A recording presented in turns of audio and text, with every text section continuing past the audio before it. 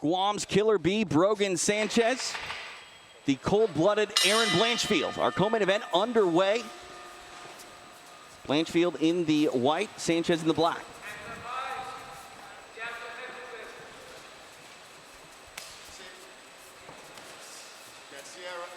Talking to Blanchfield yesterday, she said, you know, I'm a brown belt, but felt that her jiu-jitsu skills were on point. And looking at Brogan Sanchez, who's a black belt, she said, yeah, I kind of want to test her striking a little bit here.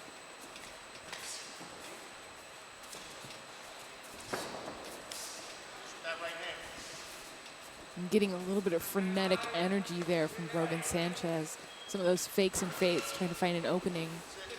Blanchfield was originally scheduled to fight Stephanie Geltmacher-Megan. Geltmacher, a much different opponent than Sanchez, much, you know, more rooted base in wrestling, but Blanchfield wasn't too worried about the opponent change. She wasn't, and I feel like that comes from being in a high-level competitive nature from when she was a very young girl, and I think it just shows how much experience she really has, and her transition into MMA. She's used to jiu-jitsu competitions where you can have a different opponent every round. Sanchez was able to test that chin of Blanchfield there a moment ago when we immediately saw Blanchfield switch gears and try to close the distance and make the fight take place in the clinch, but Sanchez able to get free back at space.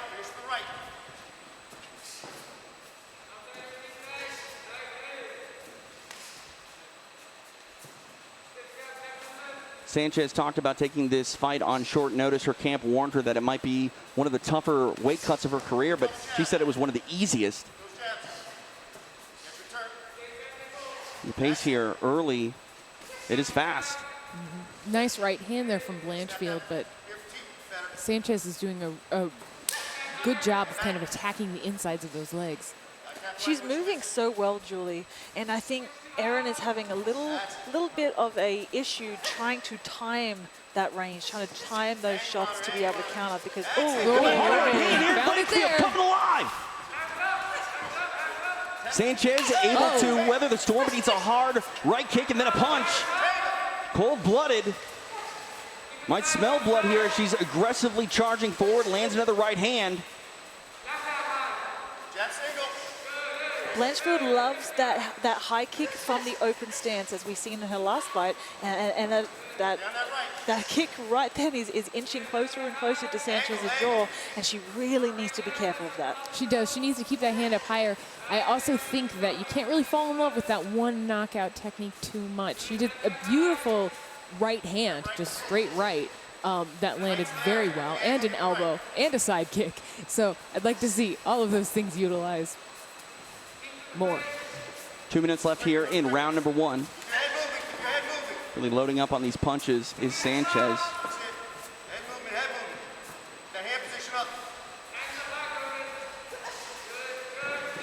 Now back to the clinch. Sanchez trying to reverse the position, but Blanchfield is the one that is able to push her into the fence, but again back at space. Some punches here by Sanchez. What I love is that we have two incredibly high-level Brazilian Jiu-Jitsu practitioners standing in the middle of the cage, striking. And I feel like because they both respect each other so much in that field, that it just kind of nullifies it, and we're looking at a very, very interesting striking battle here, because neither of them wants to go to the ground because they respect them too much.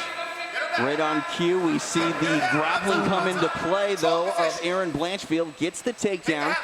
Half guard here. Sanchez able to close up that half guard. It looked like Blanchfield was maybe trying to frame up an arm triangle. 1 minute left here in the round. And I think she's still kind of working for that. Sanchez is doing a nice job of defending, creating that brace, and also using her legs to extend. But, ooh, nice shots to the liver.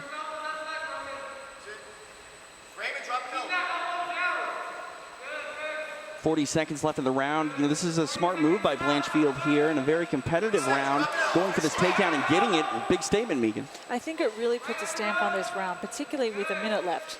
And I think when we spoke to her earlier this week, she was very, very influenced by wanting to do a lot more ground and pound, and she's traditionally known as a jiu-jitsu fighter, but now she wants to really control those positions, do a lot of damage as we're seeing right now. And half guard is a wonderful place to get some good ground and pound in. It really is. Final 10 seconds.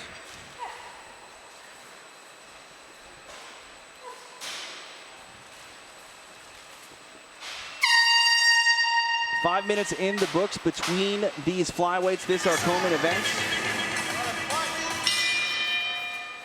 TJ DeSantis, Megan Anderson, Julie Kedzie. All three judges going the way of Blanchfield, 10-9. Aggressive here with the strikes early in round number 2. Yeah, Sanchez is really putting on the pressure this round. Now into the clinch here. And fired up Brogan Sanchez here to start round number 2. And that's what makes this open scoring so interesting, because, you know, you have to wonder, did her coach inform her that she was down on the scorecards, and now that she's got to pick it up, and that's what she's doing. Eats a kick to the lead leg, does Sanchez.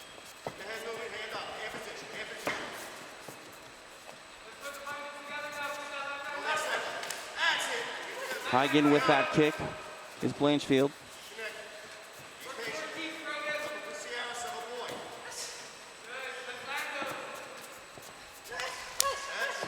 Punch and kick combination there by Blanchfield. Trying to paw that jab of Sanchez. And when she jabs, she drops that left hand just a little bit too much, and that does really give Blanchfield an opening for a head kick or a right hand. I really would like to see Blanchfield go to the body a little bit more with that kick. And once Sanchez's hands starts dropping to defend those, then go up to the head, because it's going to be wide open. Charging forward with some strikes is Blanchfield, able to get the clinch.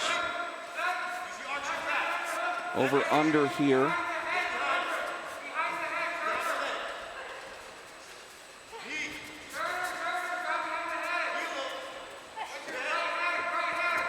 Trying to grab the neck now is Blanchfield. No, nice snap down there. Sanchez able to get free. Now punches her way off the fence. And that's what I do like about Sanchez, is she always comes out striking out of these exchanges. These punches are landing here, getting Blanchfield to circle away.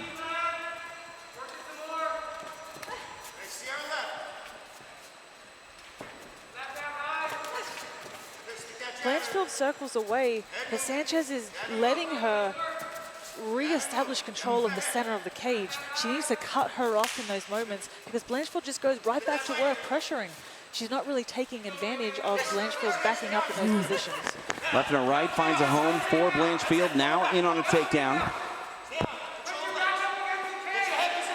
Sanchez forced to take a seat. The corner of the Killer Bee saying, put your back against the fence, try to get back to your feet, but Blanchfield slowly inching her way up the body, trying to secure this position.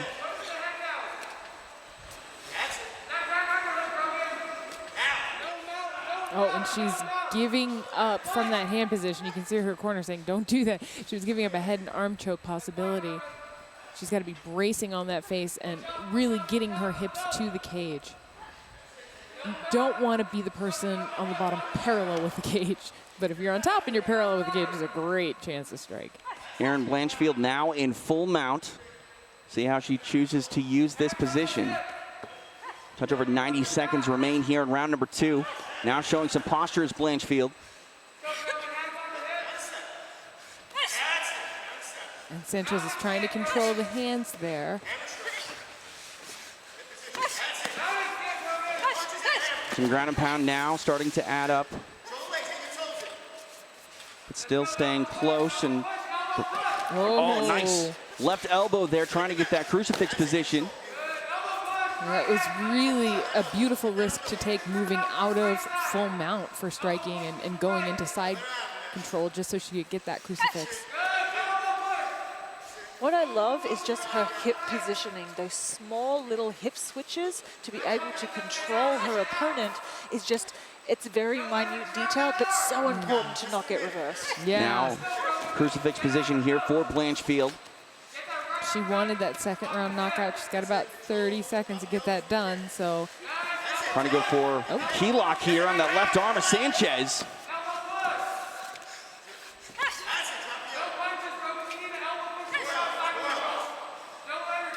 Very aggressive here on the floor is Erin Blanchfield.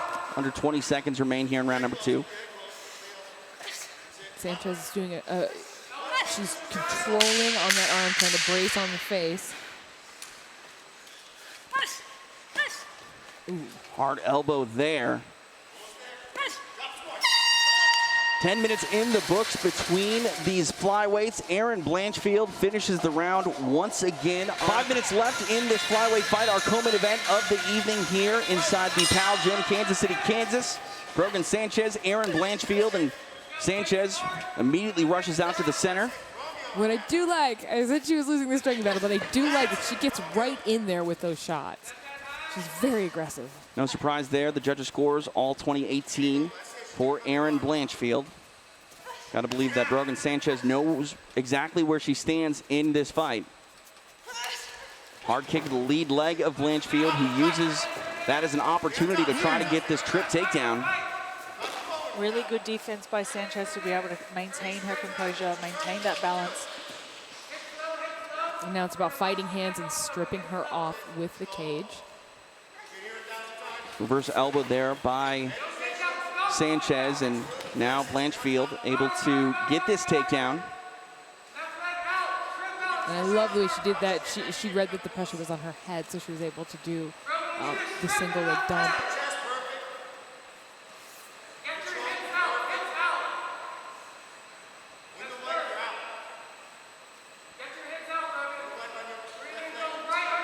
Sanchez has been on the floor a variety of times in this fight, and Blanchfield gets it back there again in this very critical round for Sanchez, who needs to do something here. She's got a touch over 3.5 minutes, but in control is Erin Blanchfield. And I think what's working in Blanchfield's favor so much is her explosive transitions. Like, she's really able to time when Sanchez's hips are in a position she can just hop over.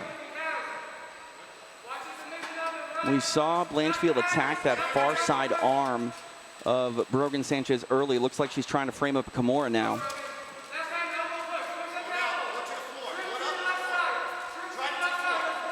Is she close to getting this, Julie? No. Now she lost it. But it's a good strategy because it's making her think about that and not thinking about escaping, right?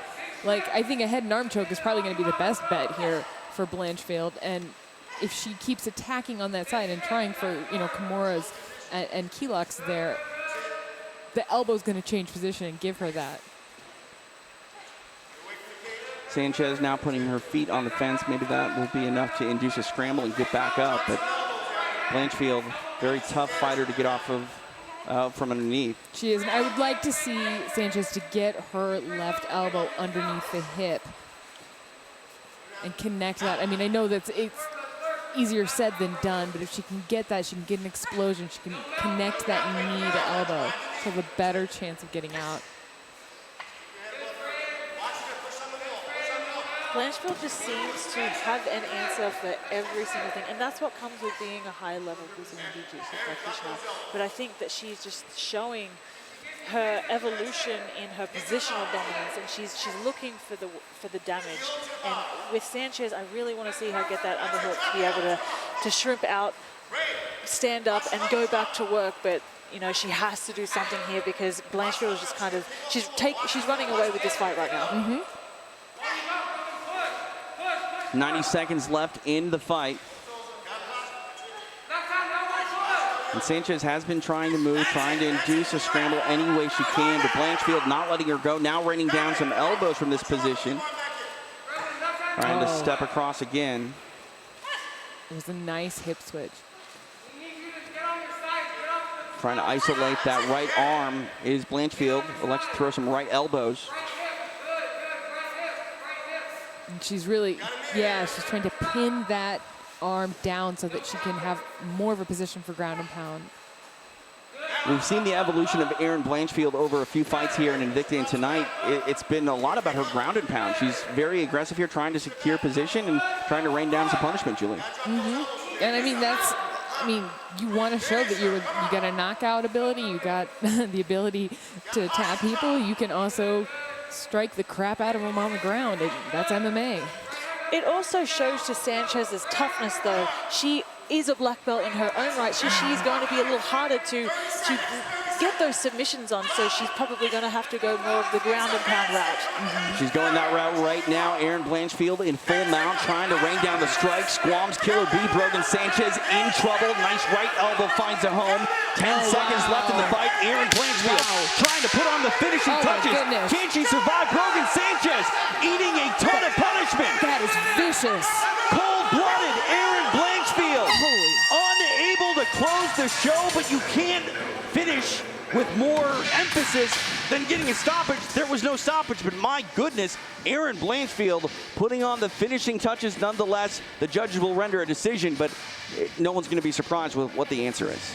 Well, fight fans, after 3 rounds, we go to the judges, and all 3 see it 30-26. Your winner by unanimous decision, cold-blooded Erin Blanchfield.